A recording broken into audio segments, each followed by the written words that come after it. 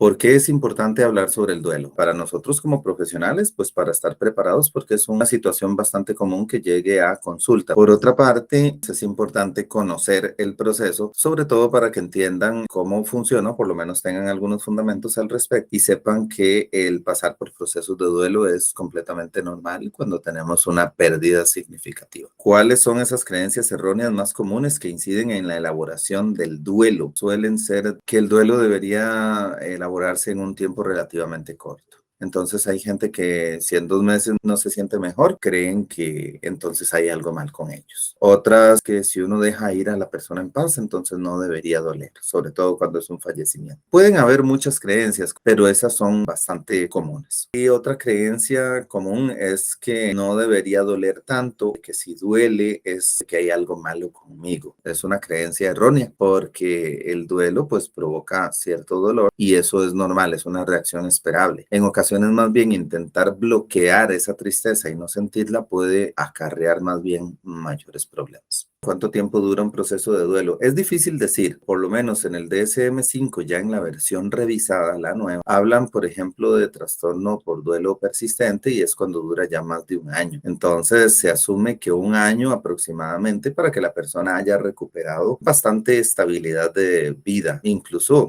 puede ser menos. Terminar el duelo entendido en el sentido de que la persona recuperó bastante estabilidad y se siente pues bastante mejor y hay un proceso de aceptación más claro de esa pérdida, que no tiene que ser solo por fallecimiento de la otra persona, puede ser una pérdida como una ruptura de una relación de pareja, por ejemplo.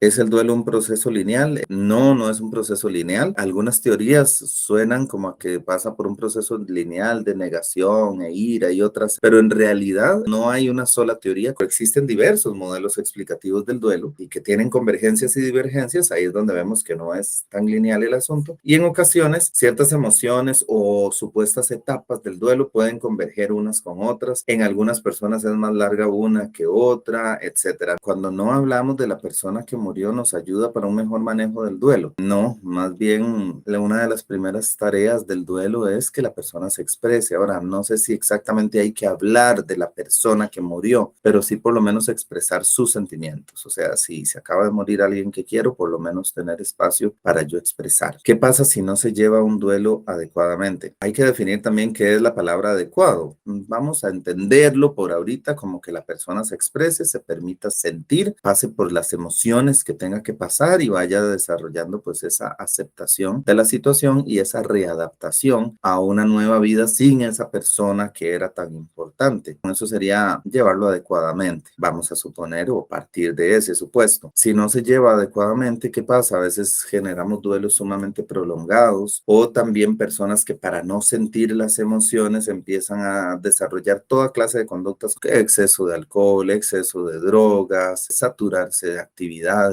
intentar bloquear su expresión emocional, lo cual claramente puede traer problemas posteriores. Llorar o no llorar para llegar a la aceptación más rápido. Es que llorar es parte de la expresión. Expresar no me refiero solo a la expresión verbal, sino a la expresión en todo sentido. Y lo no es que nosotros querramos que la gente llore, pero si la persona necesita hacerlo, que lo haga. ¿Cómo ayuda? Bueno, el llanto genera alivio. Lo que pasa es que a veces dicen, bueno, pero es que vuelvo a llorar al día siguiente y al día siguiente y ahí la gente se empieza a desesperar y ahí empiezan las ideas erróneas de que algo malo está pasando conmigo cuando es simplemente un proceso y quizás haya que llorarlo durante una cierta cantidad de días. ¿Ha visto algún caso en el cual por una creencia errónea a un paciente se le complicó sobrellevar un proceso de duelo? Sí, en muchos, y no me refiero solo de fallecimientos, sino también de separaciones de pareja. Entran todas estas creencias románticas de que es que la relación debía ser para toda la vida, lo cual es una creencia errónea. O la persona no debe amar a otro igual que a mí, o ya yo no voy a encontrar a nadie nunca más. Toda esa maraña de creencias erróneas empiezan a afectar el proceso de duelo, que si la persona no rumiara todo ese tipo de creencias, probablemente su duelo sería menos complicado. Y en fallecimientos también, personas que se empiezan a culpabilizar por no haber podido hacer una u otra cosa, o pensar que eso fue un castigo de Dios. ¿Cuáles son los tipos de intervenciones psicológicas para manejar el duelo en adolescentes. Bueno, adolescentes o adultos, las técnicas vienen siendo las mismas, pero con adaptaciones. La misma técnica, por ejemplo, de reestructuración cognitiva, a veces con adolescentes lo que se hace es que se readapta. Se utilizan ilustraciones, cómics, viñetas, dibujos u otras cosas,